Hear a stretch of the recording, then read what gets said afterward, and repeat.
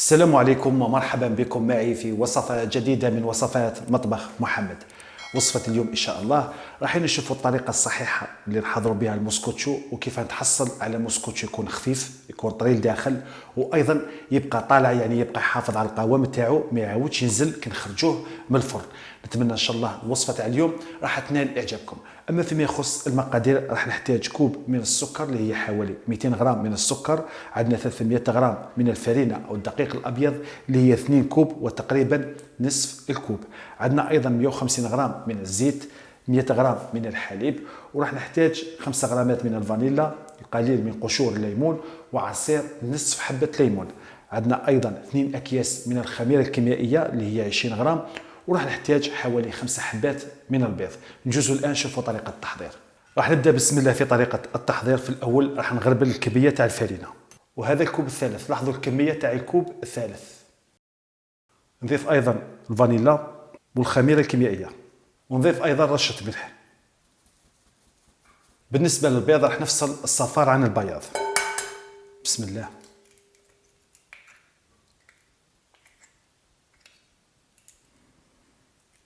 وهذه آخر واحدة هكذا.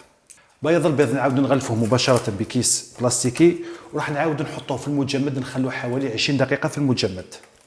نحكموا إناء آخر نديروا فيه الكمية تاع الفرينة اللي كنا غربلناها.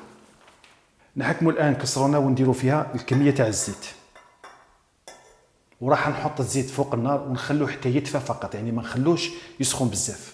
لاحظوا معنا الزيت راه دافي، يعني كي ندير الاصبع تاعي داخل في الزيت نقدر نتحمل درجة الحرارة. راح نحط الكمية تاع الزيت، ونعاود ايضا بنفس الطريقة ندفي الحليب.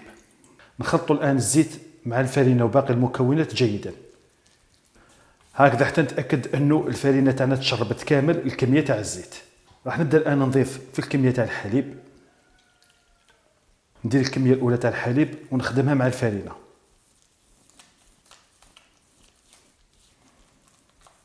ونزيد الكميه اللي بقات لي. راح نضيف الان قشور الليمون. لاحظوا القوام تاع العجين تاعكم كيفاش يكون في الاول، يعني يكون العجين شويه متماسك، ما يكونش طري بزاف. الان راح نبدا نضيف له في صفار البيض بالتدريج هكذا،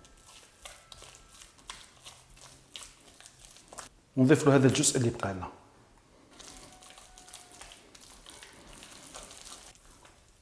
يعني القوام تاعكم يكون طري، ما يكونش يابس بزاف.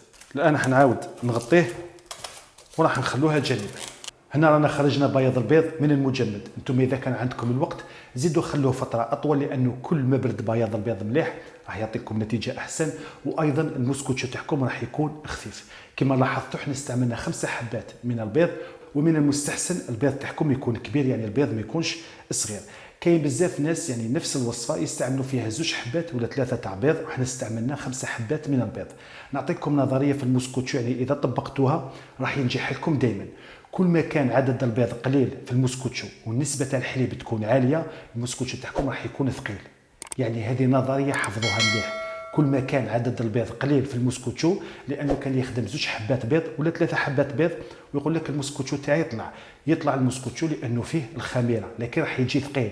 لكن كل ما كان عدد البيض كبير في الوصفه تاعكم ونسبه الحليب قليله، راح يكون الموسكوتشو تاعكم خفيف ويكون طري كما يحب الخاطر. الان راح نبدا نطلع في بياض البيض.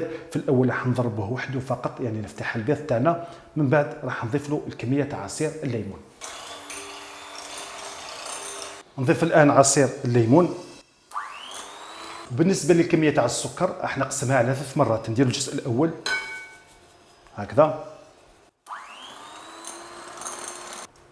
نضيف الان الكميه الثالثه.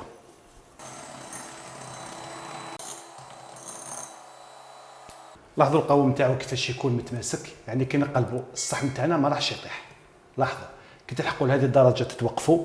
نحكموا العجينه تاعنا اللي كنا حضرناها هكذا، نعاودوا نخلطوها شويه فقط. راح ناخذ كميه من بياض البيض ونعاود نطيح العجينه تاعنا، يعني نبدا نخلط فيها بشكل عشوائي باه يكون القوام تاعها خفيف هكذا. زيد لها كميه خفيفه ايضا هكذا،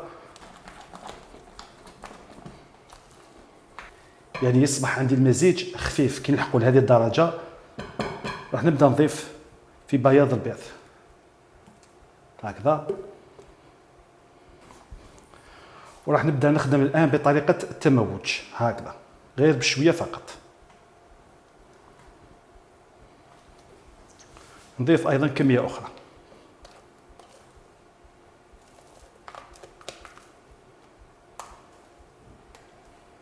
يعني نبقى نخلط فيه حتى نتخلص من هذو الخطوط البيضاء اللي راهم في الوسط.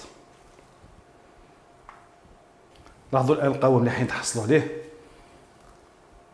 بهذا الشكل هكذا راه كافي. الان نحكموا القالب تاعنا اللي يدخل للفرن، ندهنوه كامل بالزبده او بالزيت ونغلفوه بالفرينه بهذا الشكل. بسم الله.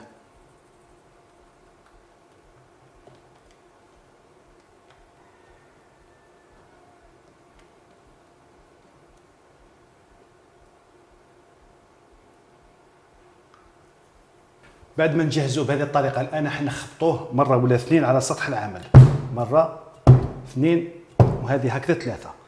الان بقات اخر مرحله وهي مرحله الطهي، وهي اهم مرحله في الوصفه تاع نهار اليوم.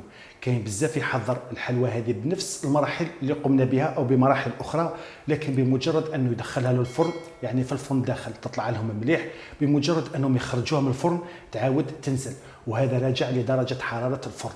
كاين بزاف اللي طيبها في درجه حراره 180 او 190 او 200 درجه، وهذا خطا، لانه كل ما طيبناها على درجه حراره تكون عاليه الحلوى تاعنا يعني حطيب في وقت قصير، لكن بمجرد اننا نخرجوها من الفرن تعاود تنزل. والعكس ايضا صحيح، اذا طيبناها على درجه حراره تكون هادئه 150 او 160 او 170 كاقصى حد، راح تدي لكم وقت شويه طويل في الطياب، لكن كل ما طلعت راح تبقى محافظه على الشكل تاعها وما تعاودش تنزل.